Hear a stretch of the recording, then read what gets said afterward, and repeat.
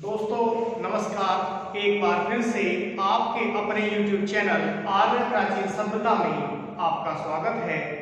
उम्मीद है आप खुश होंगे, स्वस्थ होंगे और अपनी इस लॉकडाउन को पढ़ाई के साथ साथ एंजॉय कर रहे होंगे, माता पिता के साथ आप एंजॉय कर रहे होंगे। तो आज मैं आपके साथ एक नया विषय शेयर करूंगा जो कि बड़ा ही यूट्यूब पे, फेसबुक पे, ट्विटर पे, मीडिया में बहुत छाया हुआ है कि मेड इन इंडिया और मेड इन अदर। तो मेड इन इंडिया का मतलब क्या है, मेड इन इंडिया को किस तरह से सफल बनाया जा सकता है, इस पर डिस्कस करूंगा। और मेड इन अदर के बारे में भी डिस्कस करूंगा कि मेड इन अदर को किस तरह से मेड इन इंडिया में हम लोग बदल सकते हैं, मेड इन अदर से किस प्रकार से हम अपॉर्चुनिटी क्रिएट कर सकते हैं। तो बिना कोई समय गवाए शुरू करेंगे आज का अपना मेड इन इंडिया।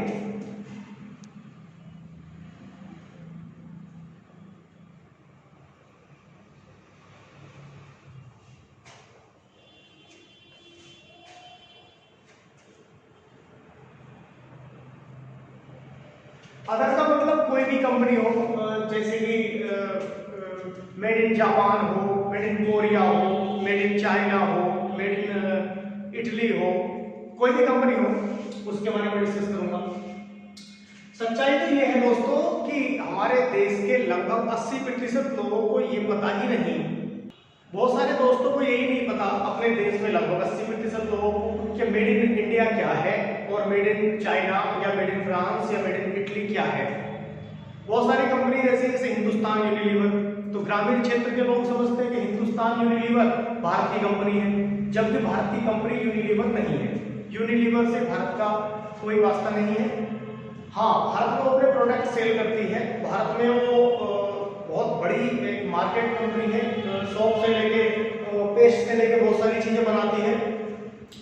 और जैसे पीटर इंग्लैंड है, तो पीटर इंग्लैंड को समझते हैं सभी लोग कि पीटर इंग्लैंड इंग्लैंड की कंपनी है। नहीं, पीटर इंग्लैंड आदित्य बिरला का एक ब्रांड है, पेंटालून्स भारत का एक ब्रांड है, कॉटन क्लब भारत का एक ब्रांड है, पार्क एवेन्यू भारत का एक ब्रांड है, वुडलैंड भारत का ब्रांड है, रिलैक्सो भारत का ब्रांड है, लखानी भारत का ब्रांड है, लिबर्टी भी भारत का ब्रांड है, लिबर्टी भी। और बहुत सारे लोग इस कंफ्यूजन में रहते हैं कि बाटा कहाँ की कंपनी है। तो बाटा भारत की कंपनी नहीं है, अपने मन से गलतफहमी निकाल दीजिए कि बाटा भारत की कंपनी है। तो फिलहाल मैं बात करूंगा मेड इन इंडिया और मेड इन अदर की। तो कौन कंपनी कहाँ की है ये आप इंटरनेट के माध्यम से जान सकते हैं, विकिपीडिया के माध्यम से और बहुत सारे माध्यम से रहते हैं। जो भी प्रोडक्ट बना हुआ होता है उसके डब्बे पर या उस प्रोडक्ट पर लिखा रहता है कि ये कहाँ का बना हुआ है, उससे हमारा कोई उसको हम आसानी से पता कर सकते हैं कौन कहाँ की कंपनी है। अब देखिए मेड इन इंडिया, जैसे कि रियलमी की अभी आप कोई चीज लेके आए, या ओप्पो की या वीवो की या सैमसंग की आप कोई चीज लेके आए, तो आपके मित्र भी और राष्ट्रवादी लोग भी ये कहने लगते हैं कि देखो भाई ये तो ओप्पो तो चाइना की कंपनी है, ओप्पो चाइना की कंपनी है, वीवो चाइना की कंपनी है, रियलमी चाइना की कंपनी है। हाँ, उनके फाउंडर चाइना के हैं। देखिए फाउंडर चाइना के हैं, वो कंपनी चाइना की है, लेकिन वो किस प्रकार से भारत को लाभ पहुंचाती है, मेड इन इंडिया के अंतर्गत आकर वो किस प्रकार में लाभ पहुंचाती है, मैं इसका बड़ा छोटा सा उदाहरण आपको देता हूं। आप ये मान के चलिए कि आपने एक होटल खोला, आप होटल पे सब्जी बना रहे हैं, पनीर की सब्जी बना रहे हैं, लौकी की सब्जी बना रहे हैं, भिंडी की सब्जी बना रहे हैं, कढ़ी बना रहे हैं, साग बना रहे हैं, उर्द बना रहे हैं, कुछ भी बना रहे हैं। ये मान के चलिए कि आपने पनीर वाले से पनीर खरीदा, क्योंकि आप कच्चा पनीर खरीदेंगे। अगर आपको पनीर बनाना है तो कच्चा पनीर आपको हलवाई से खरीदना पड़ेगा, या कहीं से भी दूध की दुकान से खरीदना पड़ेगा, या पनीर की शॉप से खरीदना पड़ेगा, मिष्ठान भंडार वगैरह से, जहां पे भी आपको मिल जाता हो, डेयरी वगैरह पे। अब आपने पनीर खरीदा माना 300 रुपए किलो, पनीर खरीद लिया आपने 300 रुपए केजी। तो 300 रुपए केजी आपने पनीर खरीद लिया और आपने उसको बना लिया, उसमें धनिया, मिर्च, गरम मसाला, हल्दी, प्याज, हरी मिर्च, टमाटर, ये सब डाल के आपने उसको 300 रुपए केजी के पनीर को आपने खरीदा। और तैयार कर लिया आपने पनीर। मान लीजिए सारे सामान आपको इकट्ठा करने में 500 रुपये का खर्चा आया, 500 रुपये का खर्चा आया, आपकी बनाने की लागत समीप आपने 500 रुपये का खर्चा किया, मतलब उसकी जितनी कॉस्ट हुई आपने बनाया उसको, तो जो उसकी जो कॉस्ट हुई सारी चीजों को मिलाकर मैंने 500 मान लिया। तो 500 मान लिया मैंने, अब 500 रुपये में मेरा 1 किलो पनीर बनके तैयार हुआ। ऐसे आप गलतफहमी में जी रहे हैं, ये गलतफहमी है आपकी कि 500 रुपये में आपका 1 किलो पनीर बनके तैयार हुआ। क्यों? 1 किलो पनीर को बनाने के लिए कम से कम 1 किलो प्याज भी डाला होगा,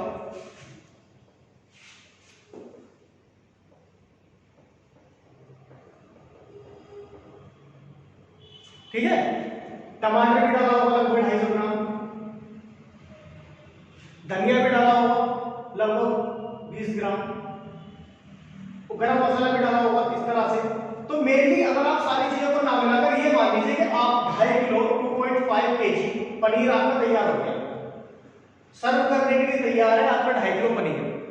तो दोस्तों होटल पे आपने भी खाना खाया है, हमने भी खाना खाया है, सभी ने हमने खाना खाया है, तो 2.5 किलो पनीर, अब हम एक प्लेट खरीदते हैं पनीर की 200 रुपए की, उसमें कितने पीस रहते हैं पनीर के?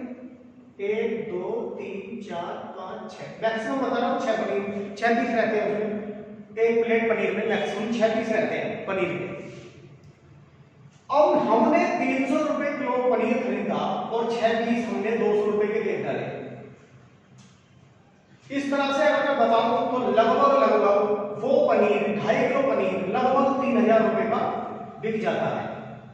ये मैं क्यों बता रहा हूं? मैं पनीर ना आपको खिलाना बता रहा हूं ना आपको रेट बता रहा हूं, उससे मेरा कोई लेना देना नहीं है। मैं मेड इन इंडिया की बात कर रहा हूं कि मान लिया रियलमी और ओप्पो के पार्ट्स हम लेके आए चाइना से या वियतनाम से या किसी भी दूसरी नीदरलैंड से, किसी भी दूसरी कंट्री से, हम ये मान लो चाइना से ही लेके आए, क्योंकि चाइना में ये पार्ट इजीली बन जाते हैं, वहां की टेक्नोलॉजी है, अच्छी है टेक्नोलॉजी वहां पे, कोई इसमें संदेह नहीं है। अब हम पार्ट्स लेके आए, जैसे हम पनीर लेके आए थे, धनिया लेके आए थे, टमाटर लेके आए थे, गरम मसाला लेके आए थे, ऐसे हमने पार्ट्स लाके और 500 रुपए में हमने 2.5 किलो पनीर तैयार कर लिया। मतलब 500 रुपए में हमने 2.5 किलो पनीर तैयार कर लिया। ऐसे मानो जैसे ही हम पार्ट्स को लेके आए और इन पार्ट से हमने एक मोबाइल तैयार कर लिया। हम 2000 या 2500 या 3000 रुपए के पार्ट्स लेके आए या 5000 रुपए के पार्ट्स लेके आए और हमने 20000 रुपए का मोबाइल तैयार कर लिया। तो ये देखिए कि वो मोबाइल तैयार हमने कहां किया? अपने देश में, भारत में हमने वो मोबाइल तैयार किया। तो भारत को जो मोबाइल वो भारत में तैयार हुआ है, तो इसका मतलब भारत के लोगों को रोजगार मिला जिन्होंने वो तैयार किया। अब उसको डिस्ट्रीब्यूटर को रोजगार मिला, आउटलेट वाले दुकानदार को रोजगार मिला। तो ये बताइए कि जिस चीज पे मेड इन इंडिया लिखा हुआ है उसका लगभग 80% फायदा तो देश में ही रहेगा। जैसे रियलमी है, ओप्पो है या कोई सी भी कंपनी है। बहुत सारे लोग गलतफहमी में रहते हैं कि जोलो भारत की कंपनी है, उसका चाइना से उसका कोई लेना देना नहीं है। टाइफाई एक कंपनी है, टाइफाई इंडिया की कंपनी है, उसका चाइना से कोई लेना देना नहीं है। बहुत तेजी से उभरती हुई कंपनी है टाइफाई, चाइना की तमिलनाडु की कंपनी है। तो पहले तो आप सही से जान लीजिए कौन सी हमारे देश की कंपनी है और कौन सी हमारे देश की कंपनी नहीं है, और जो हमारे देश की कंपनी नहीं है वो हमारे देश में किस तरह का काम कर रही है। अगर पार्ट्स लाके एनसेंबल्ड हमारे देश में करवा रही है तो उसका अधिक लाभ हमें मिल रहा है, क्योंकि उसमें मेड इन इंडिया हो गया, वो मेड इन, इससे हमारे देश की धाक बढ़ेगी और हमारे देश की उससे कैपेसिटी का पता चलेगा कि मेड इन इंडिया भारत क्या क्या चीजें बना रहा है। अब माना ओप्पो का मोबाइल भारत में बनने के बाद या रियलमी का मोबाइल भारत में बनने के बाद माना पाकिस्तान में या ब्रिटेन में या ऑस्ट्रेलिया में या बांग्लादेश में या थाईलैंड में कहीं बिकने के लिए चला गया, बना भारत में, पार्ट्स चीन में तैयार हुए, उसको एनसेंबल्ड भारत में किया गया, तो उस पर लिखा हुआ है मेड इन इंडिया। तो एक बात बताओ कि थाईलैंड में भारत की वैल्यू बढ़ी है, चाइना की वैल्यू बढ़ी है? जाहिर सी बात है भारत की क्या, मेड इन इंडिया। कोई भी चीज उठा के देखो मेड इन इंडिया। ये है मोदी का मेड इन इंडिया, ये है मोदी का मेड इन इंडिया। ये नहीं कि रियलमी आप खरीदना ही बंद कर दो। अरे रियलमी आप खरीदना बंद कर दोगे तो जो वर्कर भारत में काम कर रहे हैं उसको एनसेंबल्ड कर रहे हैं, वो उनको बेरोजगार नहीं हो जाएंगे वो? तो क्या भारत का है, क्या भारत का नहीं है, इससे ज़्यादा जरूरी है कि कौन सी कंपनी हमको भारत को ज्यादा लाभ पहुंचा रही है और कौन सी लाभ कम पहुंचा रही है। मेड इन इंडिया अदर, ये आज आपका टॉपिक रहा कि भारत में कौन कौन सी चीजें एनसेम्बल्ड हो रही है। इस चीज पे मत जाइए कौन सी कंपनी कहाँ की है। अभी एक वैसे भारत में बढ़ावा दिया जा रहा है मेड इन इंडिया को, चलो ठीक है मेड इन इंडिया। अब देखिए आपने मेड इन इंडिया कहकर रियलमी और ओप्पो का माना बहिष्कार कर दिया, अब आपको कैसे बेवकूफ बनाया जाता है इसका दूसरा उदाहरण देखिए। दूसरा उदाहरण ये एक आजकल एक वीडियो कॉन्फ्रेंसिंग के लिए एक ऐप बड़ा ही यूज हो रहा है, जूम ऐप बड़ा यूज हो रहा है, जूम ऐप इंडिया में वीडियो कॉन्फ्रेंसिंग के लिए आप देख रहे होंगे। तो ये जो जूम ऐप है इसका जो मालिक है वो चाइना का रहने वाला है, लेकिन उसने यूएस की नागरिकता ले रखी है, उसने अमेरिका की नागरिकता ले रखी है। और जानने वाली और बड़ी दिलचस्प बात यह है कि उसने अमेरिका में यूएस में रहने के लिए आज तक भी घर नहीं बनाया। नागरिकता क्यों ले रखी है? ताकि जब आप जूम ऐप के फाउंडर का सर्च करें तो उसकी नेशनलिटी लिखी हुई आएगी यूएस, तो आप सोचेंगे कि जूम ऐप चाइना का नहीं है, क्योंकि हमारा तो स्पेशली ग्रोथ चाइना से है, हमें तो ग्रोथ चाइना करना है। अब हम तसल्ली से रह गए कि हाँ भाई चाइना का जूम ऐप नहीं है, तो इन गलतफहमियों से निकल जाइए, क्योंकि उसका फाउंडर कहाँ का है? उसका फाउंडर है चाइना का। अब देखिए जूम ऐप में भारत का कोई वर्कर काम नहीं कर रहा।